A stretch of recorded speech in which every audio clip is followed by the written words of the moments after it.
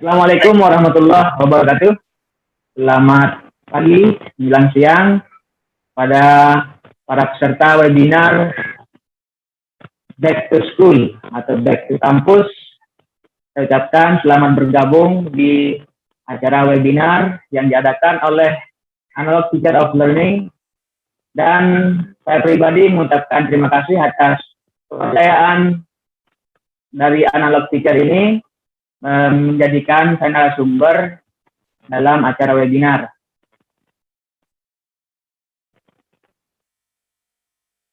Bapak, Ibu, atau peserta webinar yang saya hormati,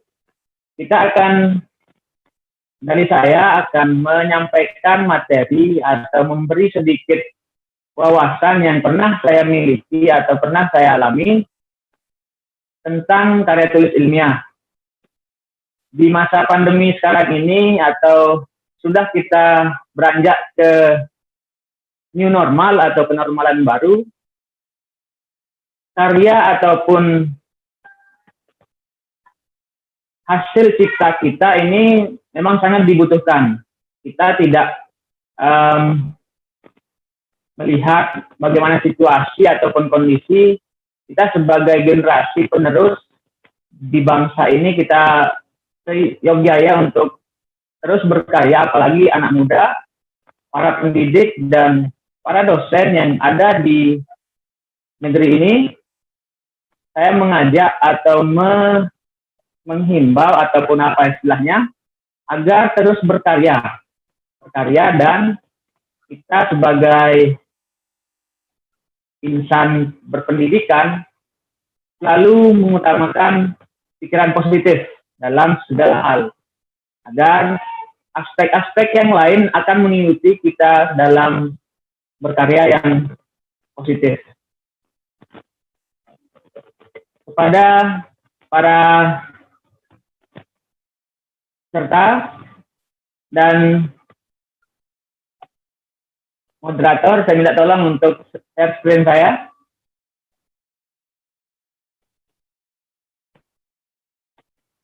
Kita akan mencoba mengupas tentang karya tulis ilmiah. Bagaimana sih strategi ataupun kiatnya dalam membuat karya ilmiah, sehingga karya ilmiah itu sudah tidak menakutkan lagi ataupun merasa sulit untuk dibuat.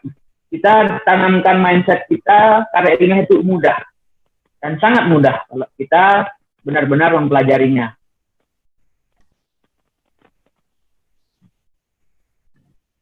Saya minta share screen-nya, Mas. Oh ya, ini lagi dibukakan ya, Pak? Siap, ditunggu. Ya. Karena karya ilmiah ini sangat kita butuhkan di sisi pendidikan ataupun pekerjaan kita, apapun jenis pekerjaan kita, karya ilmiah itu sangat kita butuhkan, karena itu adalah media kita sebagai media publikasi kita dalam menyebarkan ilmu pengetahuan yang bersifat nyata ataupun ilmiah.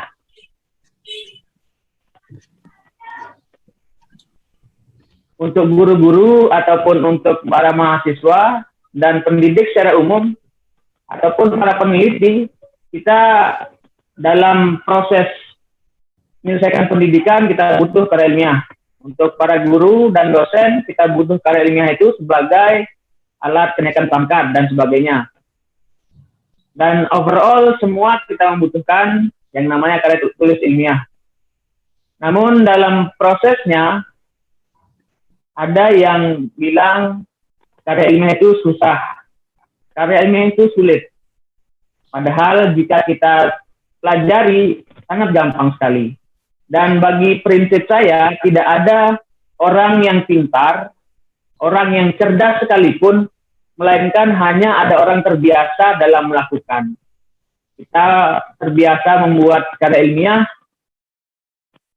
kemudian kita biasa memperbuat segala sesuatu yang sulit sekalipun, jika kita sudah sangat terbiasa, apalagi kan sangat mudah untuk kita kerjakan. Baik, kita akan melanjutkan ke materi yang akan saya sampaikan pada pagi hari ini.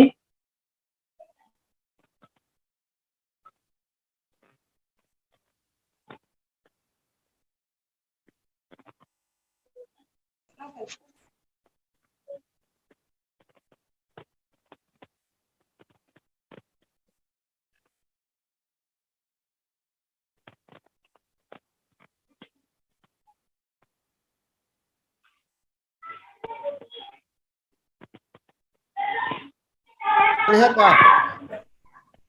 Baik, sudah. Ya, Bapak Ibu dan para peserta webinar, kita akan mulai tips dan strategi penulisan kalinya dari saya. Ini adalah pengalaman dan teori yang pernah saya dapatkan ketika menjadi guru ataupun menjadi dosen dan sebagai mahasiswa, dan beberapa pengalaman saya di bidang karya tulis ilmiah. Kita akan mulai dengan atau mereview kembali tentang pengertiannya dulu. Karya ilmiah itu merupakan suatu karya yang bersifat tertulis, yang dihasilkan oleh seseorang dengan melalui kaidah metodologi ilmiah, kemudian disusun secara sistematis yang bertujuan untuk mendapatkan jawaban dari suatu permasalahan. Nah, ketika ada sebuah permasalahan ataupun konsen kita yang kita ingin telusuri ataupun pelajari, sebaiknya kita menulis dengan karya tulis ilmiah karena bersifat sistematis dan ilmiah. Baik, ada beberapa kendala yang sangat sering kita dengar. Sebelum kita lanjut ke kiatnya, ada beberapa kendala klasik yang sering kita dengar, hendak apakah itu guru ataupun dosen, kita sering mendengar alasan-alasan klasik seperti karya ilmiah itu sulit, ataupun karena merasa sudah senior ataupun merasa sudah tidak produktif lagi, karya ilmiah itu sulit untuk dikerjakan. Kemudian ada alasan lagi tentang kenapa para guru ataupun pendidik kita tidak bisa efektif dalam menghasilkan karya ilmiah, karena merasa sibuk dalam urusan mengajar, kemudian menduduki jabatan tertentu, sehingga para sahabat kita ini tidak produktif lagi dalam memproduksi karya ilmiah. Nah, next, Mas.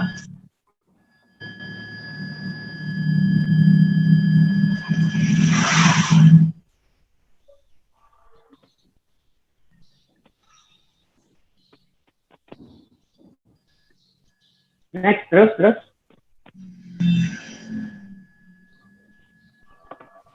Nah, satu lagi inti dari masalah klasik yang sering kita dengar, kenapa para pendidik kita tidak menghasilkan karya ilmiah secara produktif, yaitu asumsi atau mindset mereka, yaitu karya ilmiah bukanlah sebuah klaim. Halo. Mungkin bagi para Halo. Nggak kedengeran, Bu. Ya aja, Bu. Halo. Bisa kedengar ya? Cek sound dulu. Ya, lanjut aja Pak. Kedengaran Pak, kedengaran. Ya, kedengaran.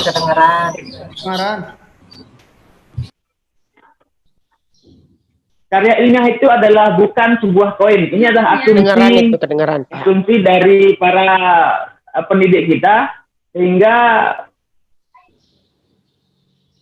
para guru ataupun dosen tidak segera untuk melakukannya. Kalau kita mengerjakan project ataupun jualan, kita bisa langsung mendapatkan hasilnya atau untungnya gitu, uangnya. Tapi kalau karya ilmiah tidak. Karya ilmiah itu kita akan produksi sekarang, publikasi sekarang, mungkin hasilnya akan kita bisa nikmati di beberapa periode berikutnya. Itu makanya asumsi itu yang sering dipakai oleh para guru ataupun dosen, sehingga tidak segera mengerjakan namanya karya ilmiah ini. Baik, setelah kita mengetahui masalah-masalah ini, nah, sekarang kita akan coba bagaimana meminimalisir atau menghilangkan secara permanen, bagaimana kita menghilangkan masalah-masalah klasik yang memang sudah menjadi turun-temurun dalam karya ilmiah ini. Next, Mas.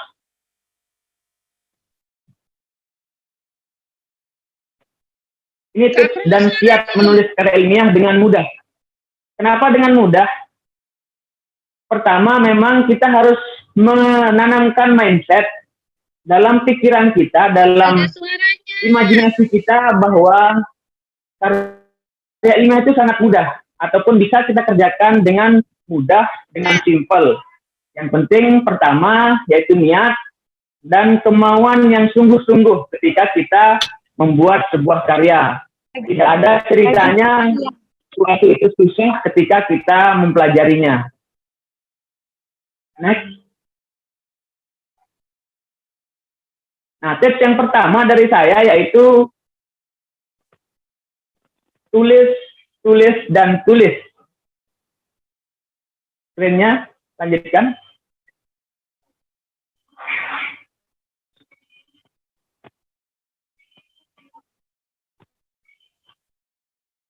Next, Mas.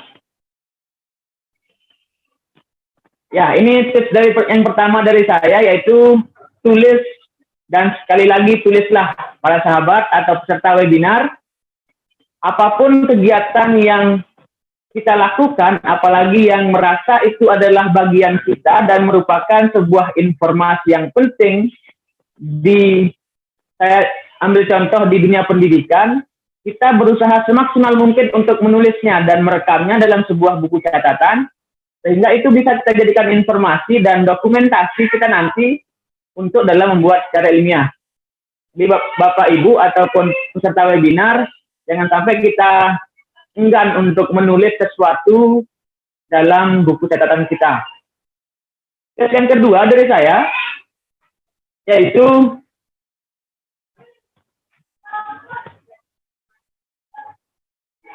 nah, ini tipsnya yang kedua, yaitu atasi hambatan psikologis. Kita memang sering mendengar alasan-alasan malas, kemudian ragu, tidak percaya diri, sampai dengan tidak bisa menuangkan ide dan gagasan kita dalam sebuah karya tulis. Makanya bagaimana cara kita dalam menghambat atau menghilangkan rasa malas itu, yaitu tadi dengan cara menanamkan pada diri kita atau mindset pemikiran kita bahwa karya ilmiah itu bisa kita kerjakan dan tidak sulit. Tips yang ketiga dari saya, para Bapak Ibu peserta webinar, lanjut.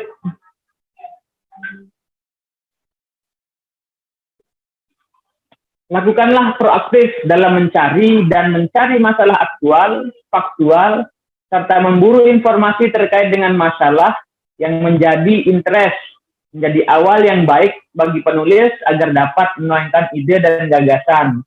Jadi Bapak Ibu, sekarang media informasi itu sangat luas sekali dan banyak sekali kita bisa menggali informasi terkait dengan apa keinginan kita ataupun apa kebutuhan kita, berita apa, informasi apa yang sangat aktif dan faktual, sehingga kita bisa mendorong diri kita untuk segera untuk proaktif dalam melakukan penelitian dan menghasilkan karya tulis. Bapak Ibu, yang keempat, yaitu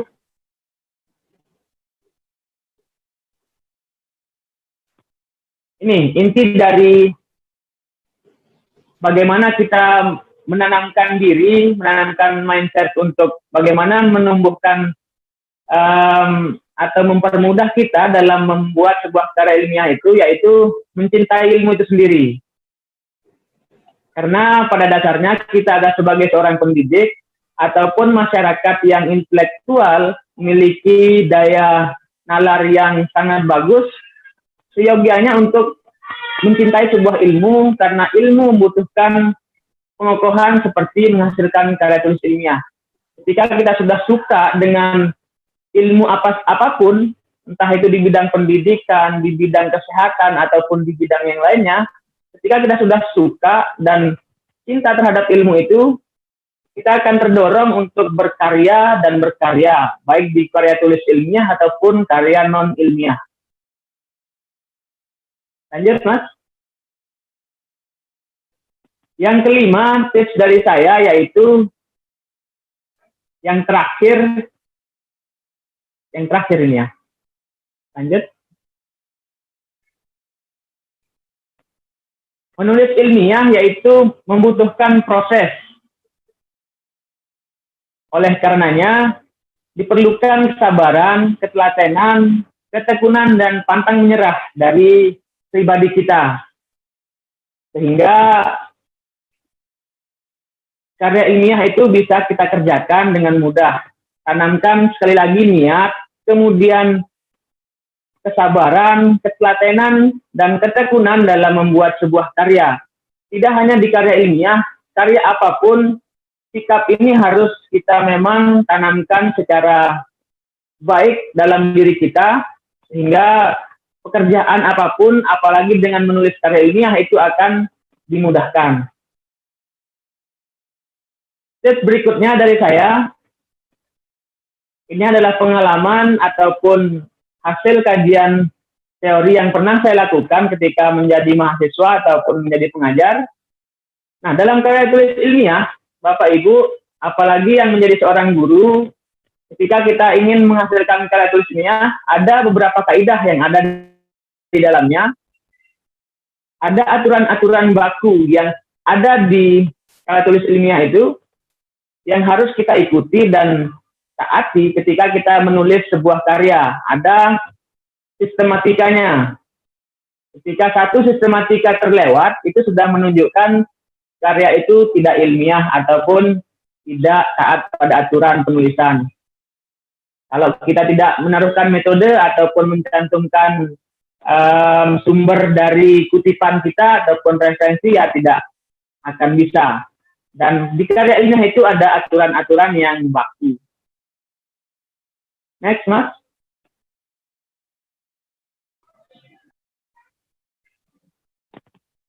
Nah, kemudian Bapak Ibu peserta webinar, dalam sebuah penulisan artikel ilmiah, ini ada beberapa komponen yang harus ada dalam sebuah karya tulis, sehingga karya itu bisa dipakai atau dinikmati dan sebagai informasi kepada halayak umum dalam meresapi dari ilmu pengetahuan itu. Yang pertama ada, kalau bagi saya, yaitu IMRAT. Singkatan, saya berikan singkatan. I-nya itu ada introduction. Introduction di sini adalah pendahuluan. Pendahuluan atau latar belakangnya. Setiap hal yang menarik kita lihat di luar sana, tentu ada hal-hal yang menjadi alasan kita ataupun latar belakang kita untuk mendalami sesuatu itu. Misalkan contoh, saya berikan contoh, sekarang sedang kondisi pandemi atau new normal, kita sangat sulit untuk membuat sebuah media pembelajaran. Nah, bagaimana sulitnya itu ketika materi ataupun pembelajaran tidak bisa tersampaikan efektif, sehingga tidak efektif lagi pembelajaran itu. Makanya kita merasa tertarik untuk bagaimana pengaruh ataupun penerapan media pembelajaran terhadap keberhasilan siswa atau sampainya materi dengan baik. Itu latar belakang kita lakukan dan kita tulis. Kemudian di metode, di karya ilmiah harus ada metode yang kita pakai untuk menjawab dari permasalahan-permasalahan itu. Kemudian ada result, saya percepat sedikit, result dan discussion. Hasil dan pembahasan ini kita akan tulis pada satu catatan atau lembaran yang akan kita bahas di sebuah karya ilmiah dalam artikel ilmiah yang menjadi satu kesatuan, sehingga informasi yang apa kita dapatkan di lapangan kita bisa bahas, kita bisa membuat sebuah catatan di sana dan akan menghasilkan sesuatu yang baru. Dalam pembahasan nanti kita bisa melakukan perbandingan penelitian yang sebelumnya ataupun hasil-hasil kajian sebelumnya dengan kajian kita, apakah ada perbedaan atau persamaan, sehingga kita bisa mengkomparasikan dan menghasilkan sesuatu yang baru. Dan yang terakhir yaitu kesimpulan. Dalam sebuah karya ilmiah ada beberapa komponen lagi, yaitu kesimpulan, yang dimana isinya kesimpulan dan rekomendasi. Next, Mas.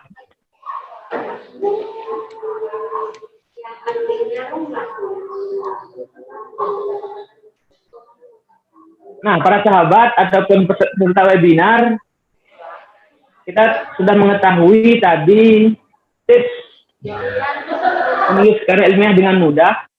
Nah, sekarang kita akan coba mengupas ataupun contoh hal-hal kecil yang ada di sekeliling kita yang bisa kita jadikan sebuah penelitian dan menghasilkan karya tulis. Dari yang paling kecil, yaitu yang di dekat-dekat kita ini.